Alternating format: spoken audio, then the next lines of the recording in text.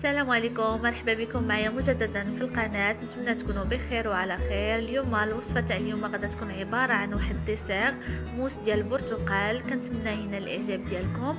كطلبته مني واحد المتتبعه، ان شاء الله تحضر الفيديو وتشوفوا ويعجبها، ونخليكم مع التفاصيل ونبداو على بركه الله. لهاد الوصفه هذه غادي نحتاجو لها. عندي هنايا 500 ملل ديال الليمون، عصير ديال الليمون. عندي هنايا واحد 80 غرام ديال السكر سنيده. عندي 3 ديال الصفار ديال البيض. عندي 200 ملل ديال لا كريم فريش. بالنسبه اللي ما بغاش يستعمل لا كريم فريش او لا ما متوفرش عنده يستعمل البياض ديال البيض اللي غنحيدوه من هاد الصفار. وعندي هنايا 40 غرام ديال مايزينا. وعندي هنايا واحد السكر ديال فاني. بالنسبه لهاد مايزينا اللي ما متوفرش عنده مستحضر ديال لا كريم باتيسري، استعملوا حتى هو في بلاصتو. وصافي، هادو هما المكونات اللي غنحتاجو في هاد الوصفه هادي. وهنا اول حاجه غادي نبدا بها، غادي نشعل البوط على هاد الكاسرونه هادي. غادي نضيف عليها هاد العصير ديال الليمون. غادي نجيب الصفايه وغادي نصفيه باش نحيدو منه داك الطروف اللي تيكونوا فيه ديال الليمون.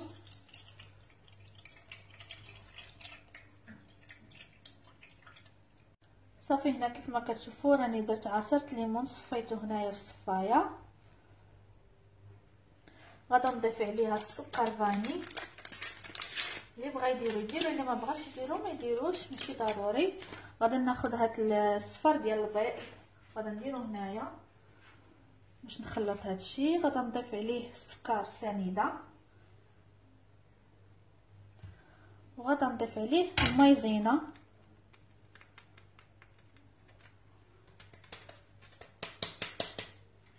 غادي نحاول نخلط هاد الشيء مزيان. هنا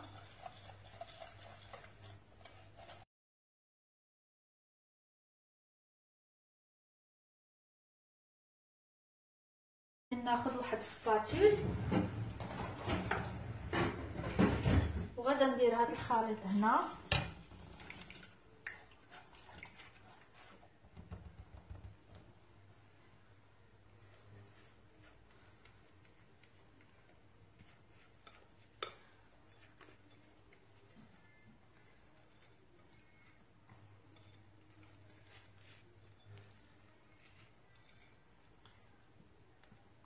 صافي، وغنبقى كنحرك فيه حتى كيطلع وكيولي عندي هنايا واحد الكريمه اللي هي ثقيله واحد شويه. نبقى دائما كنستمر في التحريك باش ما تلصقش ليا الكريمه من التحت.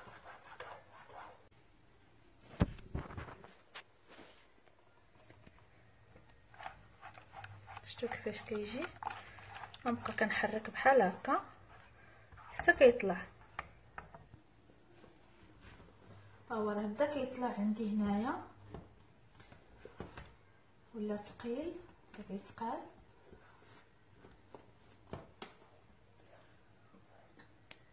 كما كتشوفوا بدا كيتقال.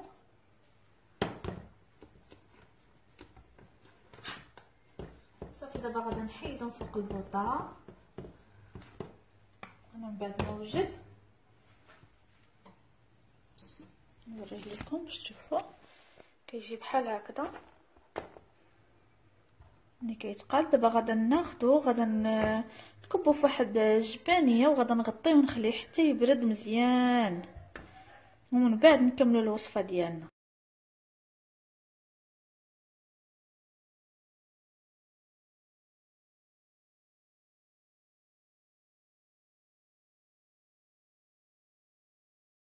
كنهبطوا عليها هذا لداخل باش ما ديرش لينا داك الجلفه لداخل، باش تبقى لينا الكريمه نقيه وزوينه بحال هكا. صافي، دابا غنخليه حتى يبرد تماما ونرجعوا باش نكملوا الوصفه ديالنا.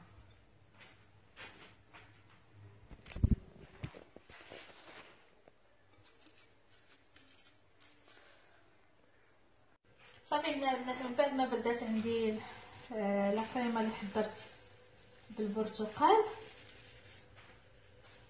غادي نجيب واحد الطراب، غادي نطربها هنا واحد شويه باش تحل مزيان شويه.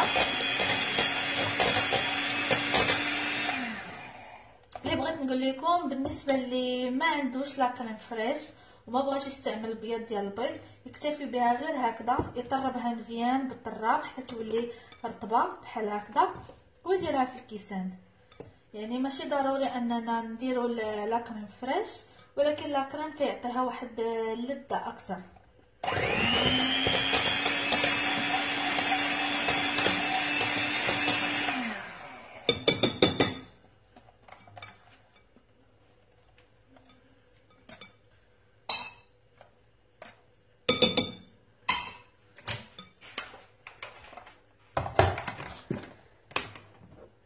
هنا انايا طلعت لا كريم فريش قبل من بعد ما بردات وطلعتها. نحاول ما نطلعهاش مزيان بحال الا غنصاوب حلوه لا كريم تكون مازال باقا، تكون باقا خفيفه شويه. غادي نديرها هنايا نسكبها على هاد الكريمه هذه. هي الوصفه الحقيقيه الاصليه لاموس ديال البرتقال تتكون بالبيض تاع البيض، ولكن احنا كيعجبنا دائما نديرو التغيير ونبدلو، فبالكريمه كتجي احسن، كتجي ألذ اكثر. صافي غنبقى كنخلط دابا بحال هكذا، نخلطهم بجوج حتى يندمجوا مع بعضياتهم.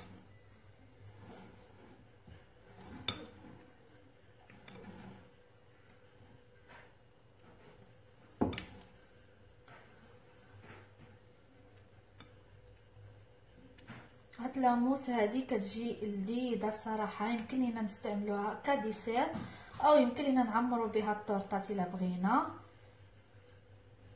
كتجي صراحه لذيذه. صافي بحال هكا كنبقاو كنخلطوا فيها حتى كيندمجوا العناصر مع بعضياتهم.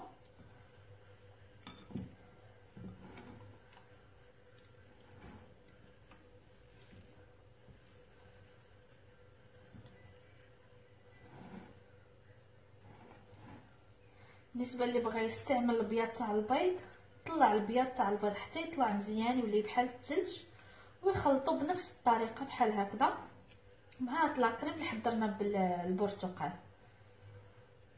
صافي كيف كتشوفوا كيفاش ولات، كتولي ثقيله هكذا شويه، ولكن هاد لاكريم فريش كتعطيها صراحه واحد اللذه.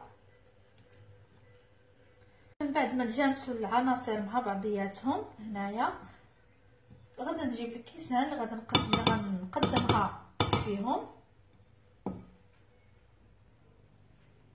هنا انا خديت هاد البسكوي هذا ديال اللي كنحضروا به التيراميسو سافوياردي. هاد البسكوي يمكن لينا نعوضوه غير بالبسكوي العادي كيما كنديروا تشيز كيك، نطحنوه ونديروه مثلا هنا، اولا الا عندنا الكيك ديال الجينواز حتى هي يمكن لينا نستعملوها حتى هي، اولا نكتفيو به غير هكذا ما نديرو معاه لا بسكوي لا حتى شي حاجه.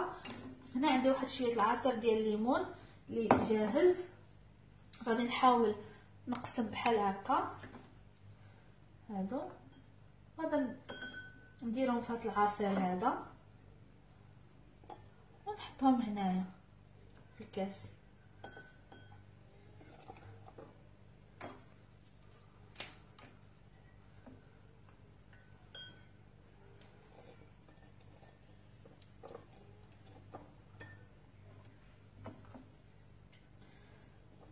صافي بحال هكا.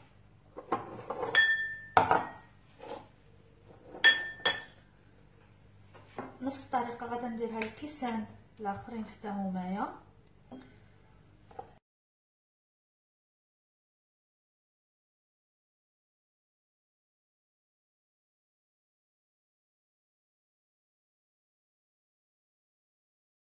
صافي هنا من بعد ما درت داك لي بسكوي في الكيسان كاملين، انا هنا خديت هاد لابوش هادي درت فيها هاد لاكريمه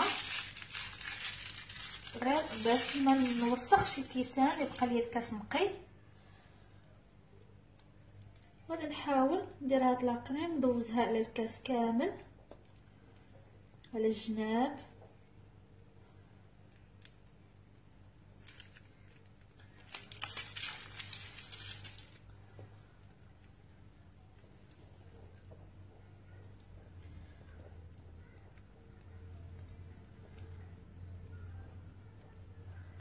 صافي نكتفي بهذا القدر هذا. ندوز الكاس الثاني حتى هو بنفس الطريقه.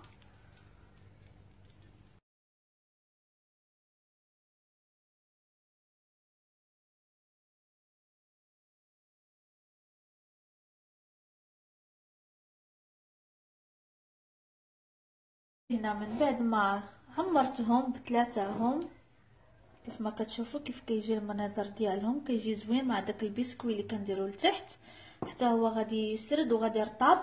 دابا غندخلوهم للثلاجه، غادي يبقاو على الاقل واحد ساعتين بمن داك البسكوي حتى هو كيتشرب، وديك لاموس حتى هي كترجع زوينه من بعد واحد ساعتين ان شاء الله. ونخرجوهم من الثلاجه ونديكوريهم ديك الساعات على طريقتنا، كل واحد يديكوريهم بالطريقه اللي كتعجبو بالطريقه اللي كتناسبو.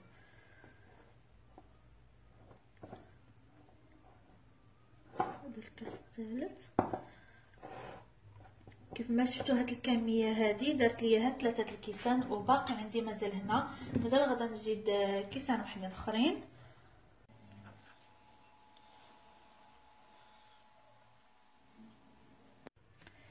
كيف ما شفتوا هذا هو الشكل النهائي ديال الديسير ديال اليوم. درت ليها الطريقه هذه، درت ليه واحد شويه ديال الزيست هنا ديال الليمون مع واحد الطريف ديال البرتقال حطيته تمايا. عمرت هاد الكانيلوني هادو عمرتهم بالكريمه اللي كانت شاطت ليا وحطيتهم هنا تيكونوا مصاوبين بلا بات فيوتي.